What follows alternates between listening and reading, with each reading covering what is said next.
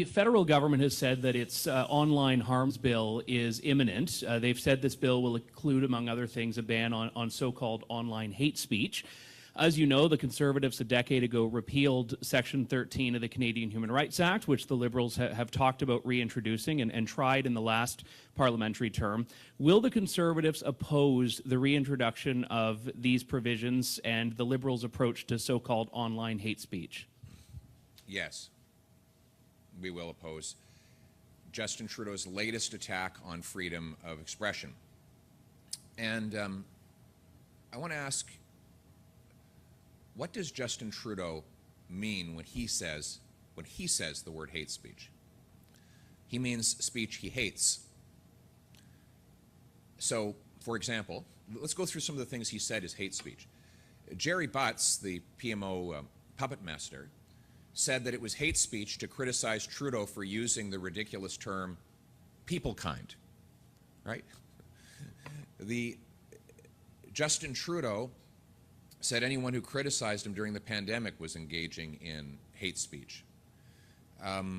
Basically, anybody who disagrees with his radical agenda when it comes to kids, he says, is hate speech. What's going on, everyone? It's Talks with Kenny here today, and you just saw a video from the Canadian conservative leader. I believe his name's Pierre Poilievre. It's a French name. I struggle with it. I hope someone puts the pronunciations in the comment section. I really do appreciate you guys for helping me get better with these pronunciations. But anyway, as you saw, he kind of blasted this online harms bill that's supposed to be coming in the following weeks in the Canadian government. And I kind of want to use this story as an example of how liberals have a very vague understanding about definitions, right? When they define things, they rely very heavily on plausible deniability. And the reason I think liberals struggle with defining terms is that they want it to be interpreted by everybody's like best filter. So they just give a limited definition. Hate speech should be censored. And then everyone has a different kind of subjective view of what hate speech is. And my view is, and this is why I don't like liberals really trying to define terms and making laws based on vague understanding of terms, is because with laws, there needs to be a clear line. If the line is arbitrary, subjectively applied, and this is why a lot of conservatives have a problem with what happened in New York against Donald Trump, and you're seeing the same kind of vague, subjective, where's the line, arbitrary judgment being passed as law in the Canadian government as well, to show you that it's not just an American problem. It's a like people of the left ideological problem. Is that this is the stuff of authoritarians, right? You come in here, you make a law, hate speech, and then you use the definition hate speech to imply anything that you don't like, which is what Pierre, the conservative leader in Canada, just pointed out. Oh, he said any criticism against his radical agenda is hate speech. Saying using mankind instead of people kind is hate speech. So let me get this straight. So if I don't follow your worldview, your subjective narrative, if I go against your agenda, you can label that as hate speech. And this is what many conservatives are blasting this online harms bill as being. And even not conservatives, even Muslims are worried about that it could be used to evade privacies of Muslim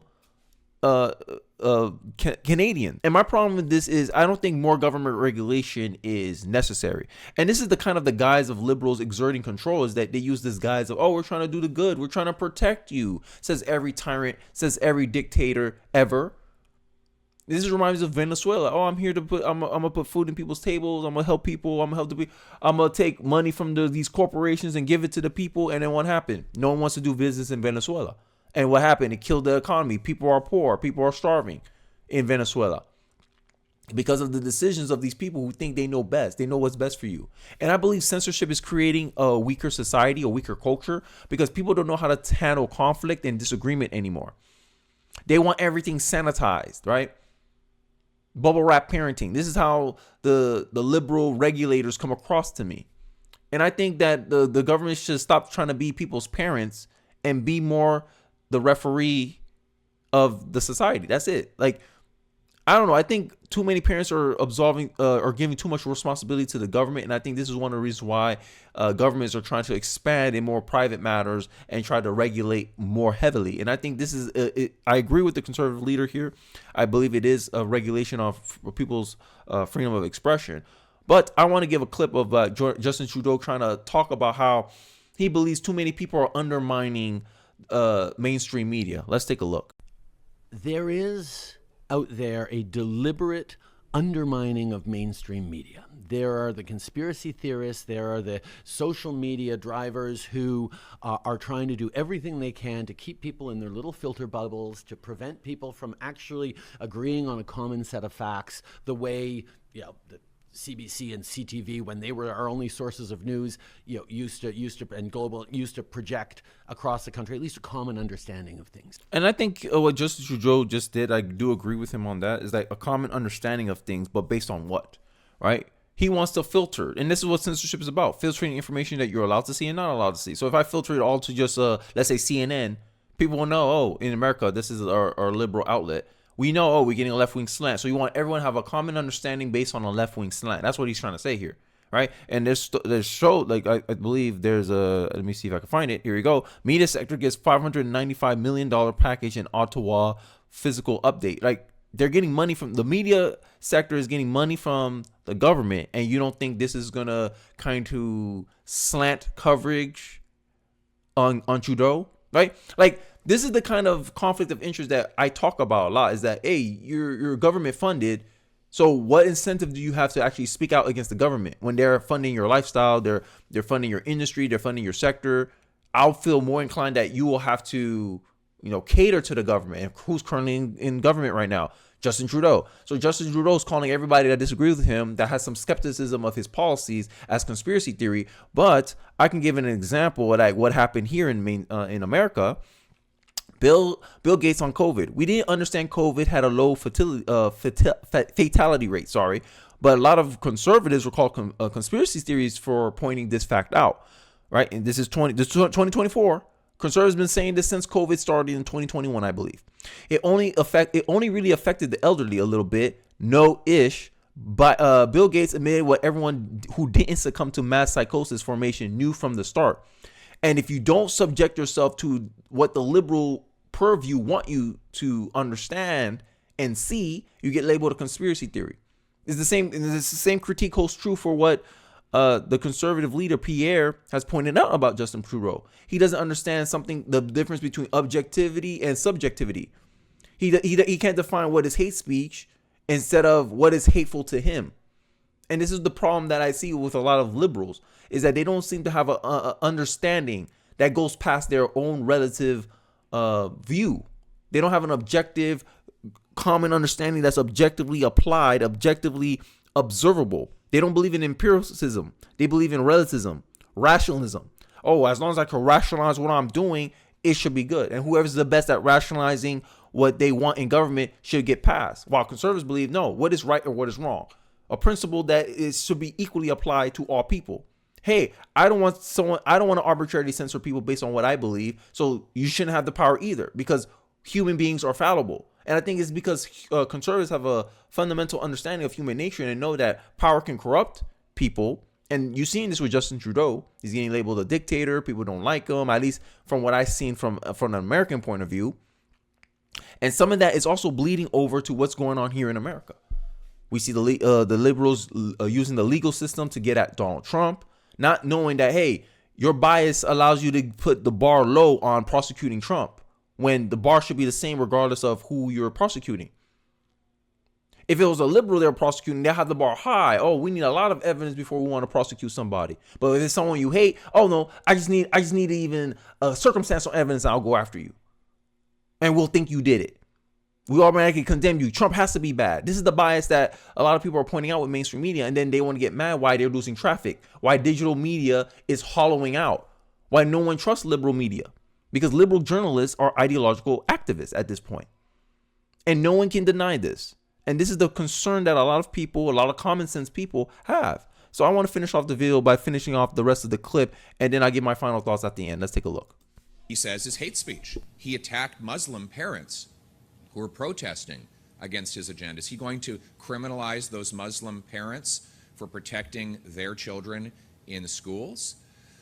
Go down the list of things that Justin Trudeau disapproves of, and you can imagine all of the things that will be criminalized. Then there becomes the question of who is going to be in charge of determining what is hate speech. Recently, a school board in Ontario banned Anne Frank's books. Okay, so would that be considered hate speech under Justin Trudeau's woke authoritarian agenda? I think it would. So anyone who thinks that speech they don't like is going to be criminalized and therefore the bill should be supported, go through that. Those people should go through the list of their own thoughts that Justin Trudeau considers to be unacceptable views, and you can assume that he will ban all of that as well. It's amazing. Like it's exactly what it is, right? And this is why I believe that there needs to be. I think politics should be based on the empirical method. Hey, you have a theory, test it out in reality. All right, like reality will show you if your theory is wrong or right. Okay, let's censor things. Let's censor hate speech. Okay, define hate speech. Anything that causes harm to other person. Okay, if you tell someone the truth and it causes harm to them, like telling a man that he can't be a woman, is that hate speech? Like you see there's conflicting priorities here, and liberals seem to not understand their conflicting worldview, right? And this is why a lot of people don't trust liberals, right? Here's an example. Here's a meme. Memes is the truth with humor. Trust the science, the liberal says. All right, and then you show the science. You show the science that proves and validates your worldview on things. And they say, no, not that science. And this is why science has become politicized. Because ideologues have taken over these institutions, right?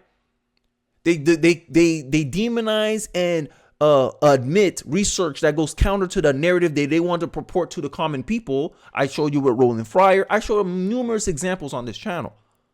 Right? Science they didn't want to highlight. Climate activists don't want to highlight the fact that 50 years they've been trying to push solar and wind has not made any progress of adapting more of the infrastructure load because it's too cost inefficient compared to fossil fuels. And that if we do stretch over to solar and wind, we'll destroy our productivity and our current lifestyle standards. We'll have rolling blackouts. Right. And no one's going to like it. But they need to justify mass government control because it seems like a lot of things that liberals do it seems like a smokescreen to justify more authoritarianism, more control, more federal regulation. Because at the end of the day, government doesn't arrange things for the better. They comply. They force you. Government do things under the threat of force. So when liberals try to pretend, oh, we're just trying to make society better. No, you're trying to force society down a certain path. Now, the question should be, are you forcing it towards a good result that is productive for all society or just for you and your tribal ilk? This is the question I have to ask. This is why I'm saying that as a common understanding, this is one reason I say I kind of agree with Justin Trudeau, that people need a common understanding. I believe that common understanding should be about national interest. What's best for all of us. And that should be what the government is concerned about, not trying to use the government as a vehicle to push ideological division, ideological propaganda down the throats of the mass citizens to guarantee their control and position of power. And I think that's what too many people in politics are doing it for. I believe politics should be based on creating and making solutions, not passing laws to guarantee control for the future. Let me allow illegal immigrants who disproportionately in the future, their children will vote for me. So I want to use them as a way of solidifying my power in the country. Like there's too many political games. And I think for too long, people have been putting politics over country when it's time to put country over politics. That's just my thoughts. Let me hear yours in the comment section below. I really like to be interested in hearing your perspective on this, your thoughts on this. And I'd like to hear it in the comment section below. So don't feel free to comment. Don't forget to like, comment, subscribe, and I'll see you guys on the next one. Peace.